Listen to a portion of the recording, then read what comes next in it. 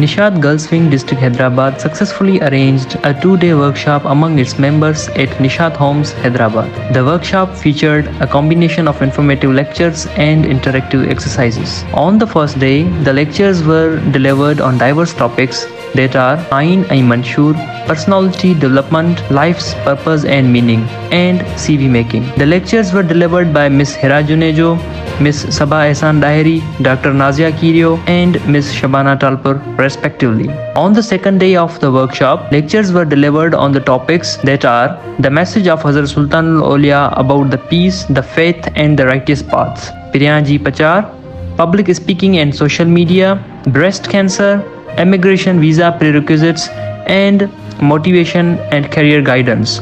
The lectures were delivered by Miss Hamida Qureshi, Miss Karima Dero, Miss Sadaf Keerio, Dr. Rehana Dahri, and Advocate Abdul Rahim Dahri, respectively.